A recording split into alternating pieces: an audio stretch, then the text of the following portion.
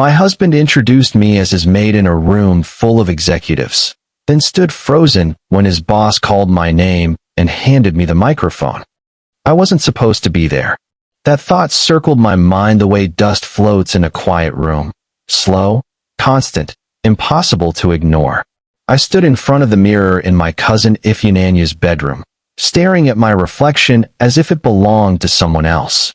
The dress was navy blue, sleeveless, modest but elegant. Too elegant, maybe. The kind of dress you wore when you wanted to be taken seriously. It wasn't mine. I pulled gently at the hem, smoothing a crease that wasn't really there. The mirror showed a woman who looked put together, calm even, but inside, I felt like I was borrowing more than fabric. I was borrowing confidence. Borrowing permission. Are you sure? Ifeanyi had asked earlier, holding the hanger out to me. You look like you're the one hosting the event. I laughed then, a short, awkward sound. Please. I'm just going to help Kunnel for the night. Help. Assist. Support. Words women learn early. The invitation had arrived 2 weeks earlier, delivered by a courier who wore white gloves and spoke like every word cost money. Thick cream paper. Gold lettering. Kunnel's company logo pressed into the corner like a seal of authority. When he brought it inside, he tossed it on the dining table like junk mail. Another company thing, he muttered. I picked it up later, curiosity pulling at me despite myself. Annual Business Leadership Gala. Names I recognized from newspapers. Sponsors I'd worked with before, quietly, independently, long before Kunnel ever joined that firm. I remember standing there, invitation in hand, something warm and dangerous rising in my chest. Will spouses attend? I asked carefully. Kunnel barely looked up from his phone. It's a formal business gala, he said. You don't need to worry about it. That sentence should have been the end of it. But that night, while he ironed his suit, slow, meticulous, as if pressing his authority into the fabric, he spoke again. Actually, he paused, eyes still on the iron. Maybe you should come. I turned from where I was folding laundry. Really? Yeah. The house help won't be around that evening. I'll need someone to assist. Assist? The iron hissed. Steam rose. My stomach tightened. Assist with what? I wanted to ask. Carry your jacket? Stand quietly behind you. Be invisible when it matters? But I didn't say any of that. I nodded instead. Okay. That's how easily women betray themselves, by calling silence peace. The day of the gala arrived with too much heat and not enough clarity. Lagos traffic crawled as usual, horns blaring like angry birds. Kunnel drove, focused, already halfway inside the world he was going to impress. He talked nonstop. This CEO is very particular. That director hates small talk. Don't interrupt if you hear numbers. He rehearsed names the way people rehearse prayers, carefully, reverently. I listened, my hands folded neatly in my lap. At some point, I realized something that made my throat tighten. He never once mentioned me. Not my name. Not my work. Not my role. Just instructions. I glanced at my reflection in the window, dark skin catching the fading sunlight, eyes thoughtful, lips pressed together. I looked capable. I always had been. But capability, I was learning, means nothing if someone decides to shrink you. The venue rose before us like a monument, glass walls, guards in crisp uniforms, valet drivers moving with rehearsed efficiency. As we stepped out of the car, Kunnel handed me his jacket without thinking. I took it. Inside, the ballroom was breathtaking. Chandeliers dripped light like honey. Soft music floated above conversations that sounded expensive. Men in tailored suits. Women who walked like they had never apologized for existing. I felt my spine straighten. For a moment, just a moment, I forgot my place. Then Kunnel leaned in. Stay close, he murmured. I'll introduce you when necessary. When necessary. I followed him. I held his jacket. I fetched drinks. I smiled politely when people looked through me instead of at me. I told myself I was being supportive. I told myself this was marriage. I told myself everything that made swallowing easier. Until we stopped at a small group near the bar. 3 men. 1 woman. All confident. All important. They greeted Kunnel warmly. Handshakes. Laughter. One of the men turned toward me, curiosity flickering across his face. "And who is this?" he asked. Time slowed. Connell didn't hesitate. "Oh, her." He laughed lightly. "She helps me at home. My maid." The word landed like broken glass. Maid. Not wife. Not partner. Not Ada. My ears rang. Heat rushed to my face so fast I thought I might faint. For a second, I wondered if I'd misheard him, if my brain was protecting me. But the silence confirmed it. No one laughed. No one corrected him. The woman gave a small, uncomfortable smile. One of the men nodded, already uninterested. The conversation moved on as if something ordinary had happened, as if I hadn't just been erased. I stood there, my body present, my identity stripped clean. I felt myself shrinking, folding inward, becoming exactly what he'd named me. Invisible. I wanted to scream. I wanted to say, I am his wife. I wanted to ask, what kind of man does this? Instead, I did something else. I memorized. I memorized the way Connell wouldn't meet my eyes. The way his shoulders relaxed, relieved. The way humiliation can be delivered with a smile. I straightened my back. And I stayed. Because sometimes survival looks like patience, until the truth finds its own voice. And it always does. After that moment, the room felt different, like the air had thickened around me. I stood where Connell left me, holding his jacket against my arm as though it anchored me to something solid.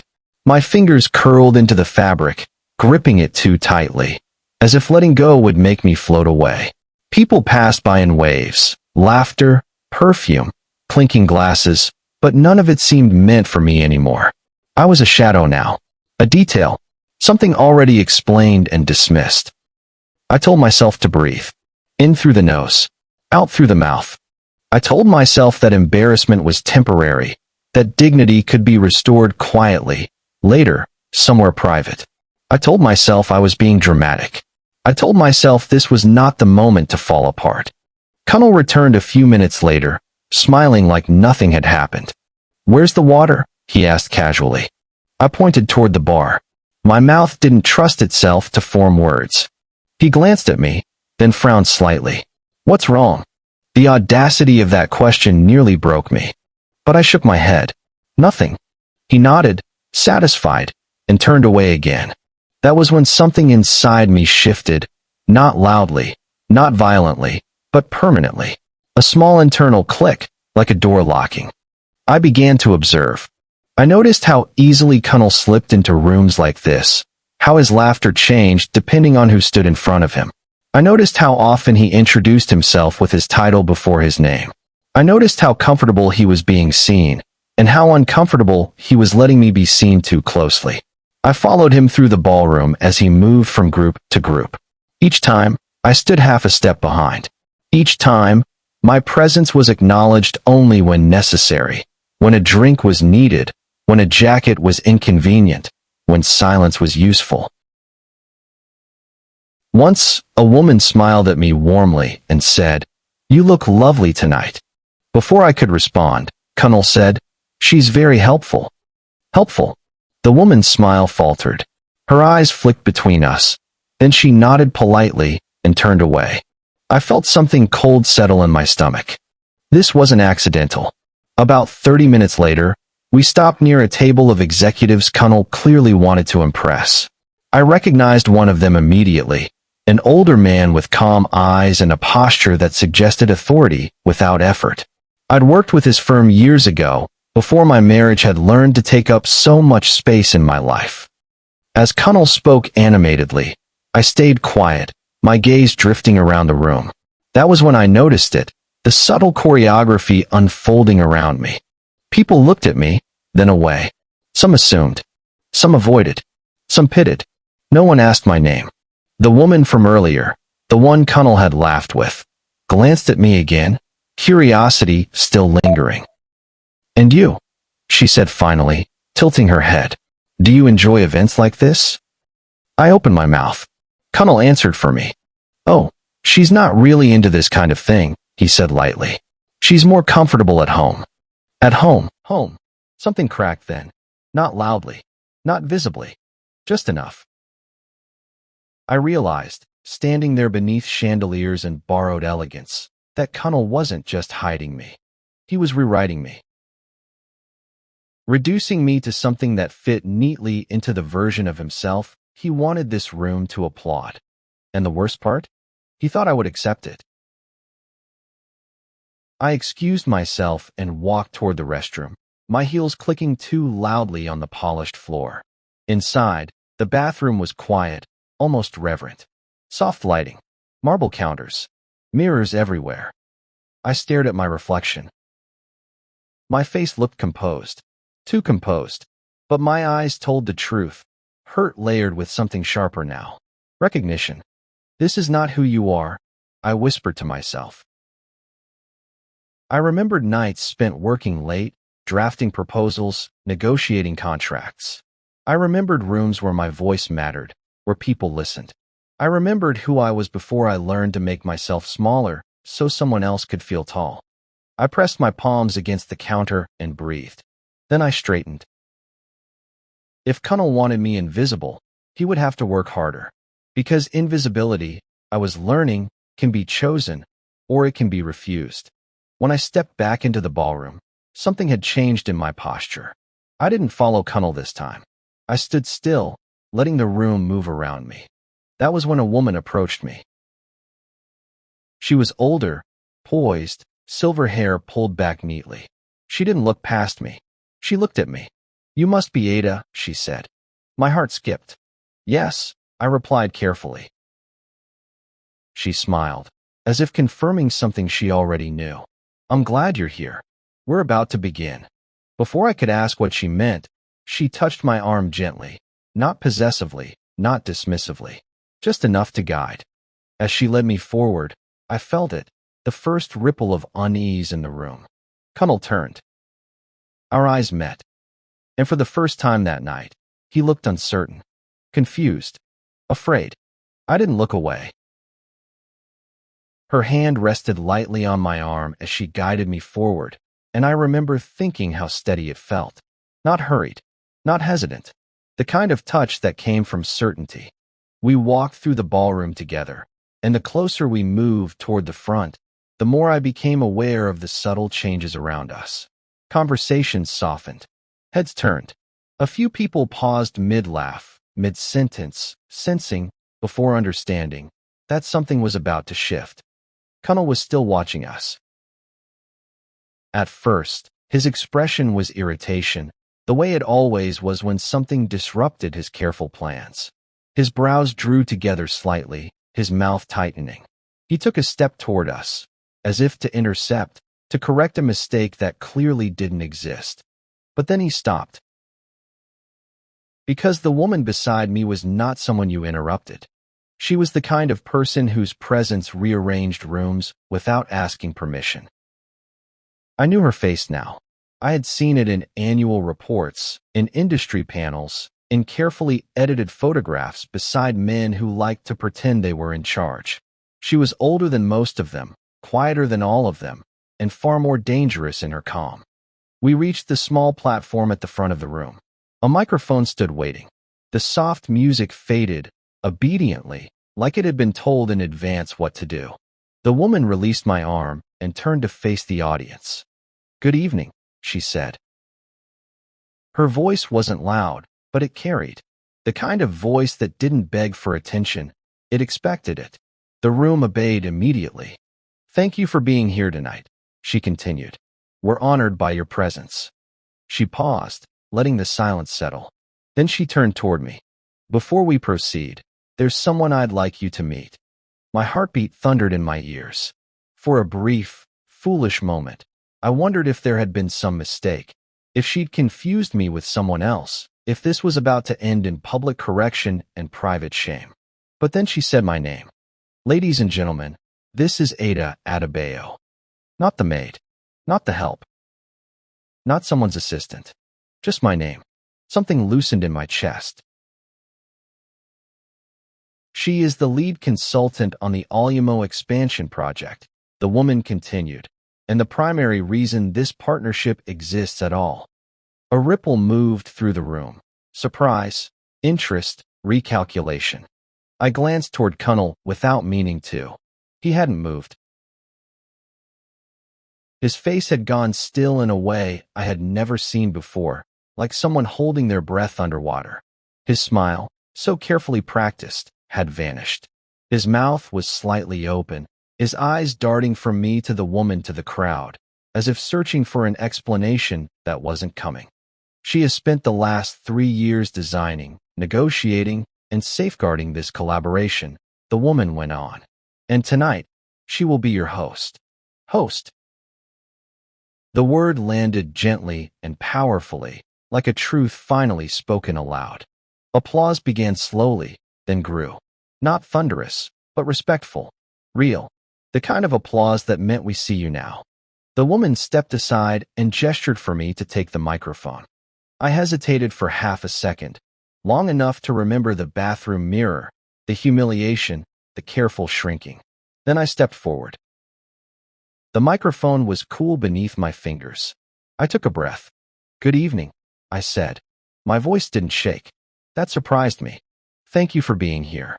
It means a great deal to see so many familiar faces, and some new ones, gathered in one room." As I spoke, something extraordinary happened. People listened. Not politely, not indulgently. They listened the way people do when they believe the speaker belongs exactly where they are standing. I spoke about the project, its vision, its challenges, its future. I welcomed guests. I acknowledged partners. I smiled when appropriate. I paused when silence was needed. I had done this before, just never with Cunnel watching. From the corner of my eye, I could see him now, standing at the edge of the crowd, isolated. For the first time that evening, he didn't look important. He looked small. When I finished, the applause came again, warmer this time. Several people nodded at me, some already moving closer, anticipation on their faces. As I handed the microphone back, the woman leaned toward me. "Well done," she said softly. "Thank you," I replied. Our eyes met, and in that brief exchange, I understood something crucial. She had known all along. She had seen the way Cunnel introduced me, the way he erased me, and she had chosen not to intervene privately. She had chosen visibility. I stepped down from the platform, and people immediately approached. Handshakes, introductions, questions about timelines and strategies. They spoke to me as a peer, as a professional. Cunnel stood a few feet away, unmoving. When our eyes met again, there was something new in his expression. Fear, not of losing his job, not of embarrassment, but of the truth. The truth that had just stood up under chandeliers and refused to be small. And I realized then that this night was no longer about humiliation. It was about reckoning. After the applause faded, the room didn't return to how it had been before. It reorganized itself. People moved differently now, deliberately, with purpose. Conversations shifted direction. Faces that had skimmed past me earlier now paused, reevaluating. I felt it in the way eyes lingered, the way names were offered more carefully, the way questions were framed. "Ms. Adebayo," a man said, extending his hand. "I've been meaning to meet you." I shook his hand and smiled. "Please, Ada." He nodded, impressed.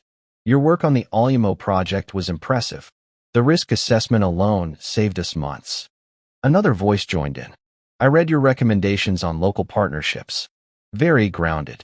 I thanked them, answered questions, listened more than I spoke. The irony wasn't lost on me. Minutes earlier, I'd been treated as furniture. Now, I was suddenly essential. And Cunnel? Cunnel stood just outside the circle, watching. I could sense him hovering, unsure whether to step in or step back. His body language, so confident earlier, had collapsed inward. His shoulders were stiff, his hands restless. He tried to smile when someone glanced his way, but it never quite settled on his face. At one point, he attempted to join the conversation. "Yes," he said, laughing too loudly. "Ada is very thorough." The pause that followed was subtle but unmistakable. One of the executives turned to him politely.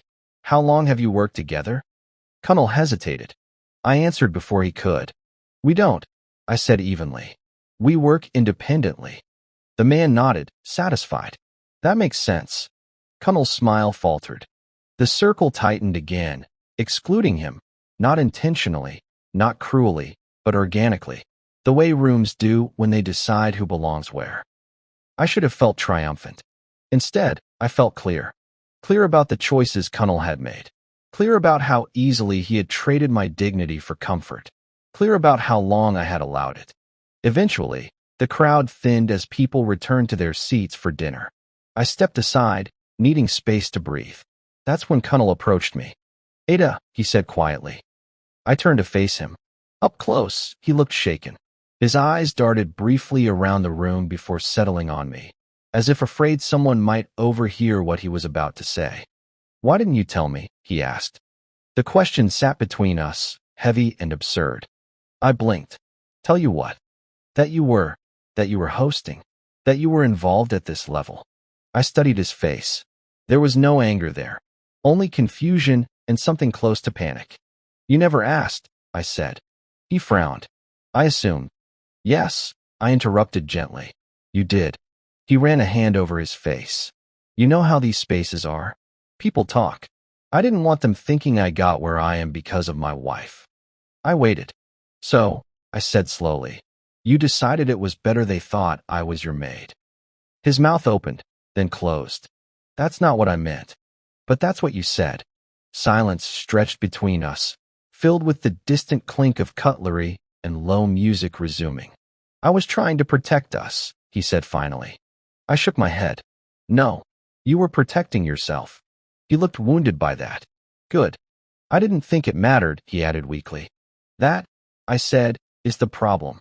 We stood there, married and suddenly unfamiliar, two people realizing they had not been living the same truth. "I need some air," I said. He nodded, stepping aside automatically. Outside, the night was cooler. The city hummed beyond the venue, indifferent and alive.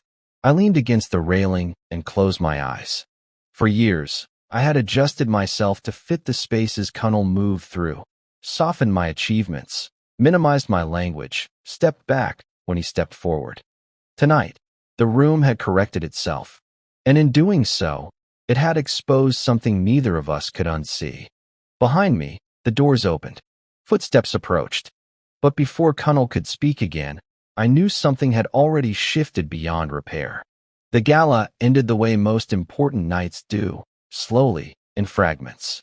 People lingered longer than necessary, finishing drinks they no longer wanted, exchanging final handshakes that carried more meaning than the first. The music softened again, the lights dimmed slightly, and staff moved with the quiet efficiency of people trained to disappear. I stayed near the exit, speaking with a few latecomers who wanted to catch a word with me before I left. Each conversation felt surreal, layered over the humiliation that still hadn't fully drained from my body. Connell hovered nearby, silent. He didn't interrupt. He didn't introduce himself. He simply watched, his earlier confidence replaced by something fragile and unfamiliar. When we finally stepped outside together, the night air wrapped around us like a held breath. The valet brought Connell's car. The driver handed him the keys. Neither of us reached for the door. "Ada," Connell said softly, as if volume alone could undo what had happened. "We need to talk." I nodded. "Yes, we do, but not here. Not tonight. I'm driving myself," I added. He frowned. "What?" "I need space." He hesitated, then nodded. "Okay, we'll talk at home." I didn't correct him. I drove through the city alone, the streets glistening under streetlights, my thoughts moving faster than the car. I replayed moments from the night, not the applause, not the recognition, but the casual way Connell had laughed when he called me the maid. It wasn't cruelty born of anger. It was something worse. It was comfort. I parked outside our house and sat there for a long time, the engine off, the silence loud. When I finally went inside, I didn't turn on the lights. I went straight to the bedroom and changed, folding the borrowed dress carefully, respectfully.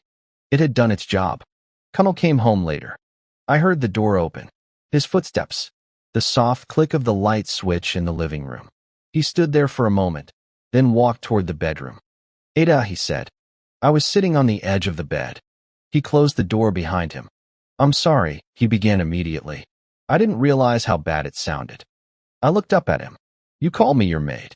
He swallowed. I know. I shouldn't have said that. Why did you? He opened his mouth, then closed it again. His eyes searched the room, as if the answer might be written somewhere on the walls. I panicked, he said finally. I didn't expect anyone to ask. I didn't think. You didn't think of me, I said. He winced. I didn't want them to see you as. As what? I pressed. You're equal. No, he said quickly. I didn't want them thinking I was riding your success. I stared at him. So instead, you decided I had none. The words hung between us, sharp and undeniable. He sat down heavily on the chair by the desk, rubbing his hands together. I didn't know you were that involved. That involved, I repeated quietly. I mean, he sighed. You never talked about it much. I learned a long time ago not to, I said. You don't listen when I do. That landed. He looked at me then, not defensively, not dismissively, but as if seeing me clearly for the first time. And that frightened him. I love you, he said. I believed he meant it. But love, I was learning, is not the same as respect. Do you know what hurt the most? I asked. He shook his head. It wasn't that you embarrassed me, I said. It's that you didn't even consider how I'd feel. You made a decision about my identity without asking me. He was silent. I spent years shrinking myself so you could feel secure, I continued. Tonight, I realized you were comfortable with that. Maybe even grateful for it. He stood abruptly. That's not fair. Neither was calling me your maid. The room fell quiet again. I don't recognize you, I said finally. And I don't know what to do with that. His shoulders slumped. I'll fix this, he said. I promise. I nodded slowly. We'll see. That night, we slept on opposite sides of the bed, the space between us wider than it had ever been. And I understood something then. Some truths don't break marriages immediately. They sit. They wait. Morning came quietly. No argument. No slammed doors. Just the pale light slipping through the curtains, landing gently on the wall, as if the night before had not split anything open. I lay awake long before my alarm, listening to Cunnell's breathing beside me, steady, familiar, and suddenly distant. I thought about all the mornings that had come before this one, the ones where I woke up already arranging myself around someone else's mood, someone else's schedule, the ones where love felt like effort and silence felt like maturity. I slid out of bed without waking him. In the bathroom, I studied my face in the mirror. No makeup, no borrowed confidence, just me. My eyes looked tired, but clear. That mattered. I dressed simply and packed a small bag. Not everything, just enough. When I walked into the living room, Cunnell was there, sitting on the couch with his phone in his hand, not scrolling. Waiting. You're leaving, he said. For now, I replied. He stood. Ada, please. We can work through this. I know, I said gently. But I can't do that here. Not like this. He nodded slowly, swallowing whatever he wanted to say next. I meant what I said, he added. I'll do better. I looked at him then, really looked. He wasn't a villain. He wasn't cruel by nature. He was a man who had learned that the world rewarded him more when he took up space, and who had quietly accepted a marriage where that space came at my expense. I hope you do, I said. For yourself. He reached for my hand. I let him hold it for a moment. Then I pulled away. Outside, the day was already busy. Cars moved. People hurried. Life continued, unconcerned with my reckoning. I drove to my sister's place across town. She didn't ask questions when she opened the door, just stepped aside and let me in. Some people know when explanation can wait. Later that afternoon, my phone buzzed with messages. It was an honor meeting you last night. We should talk about future collaborations. Your clarity impressed everyone. I read them slowly, not with pride, but with grounding. Proof, not of success, but of reality. That night, lying on a mattress on my sister's floor, I replayed the moment Cunnell called me his maid. The sting was still there, but it no longer owned me. Because what stayed wasn't the humiliation. It was the clarity. I understood now that love without respect is decoration, pretty, but hollow. That partnership means being seen, even when it's inconvenient. Especially then. I walked into that gala as someone willing to disappear. I walked out knowing exactly who I was. And whatever came next, reconciliation or release, I knew this. I would never again allow someone to introduce me as anything less than myself. Not in public, not in private, not even in love. End.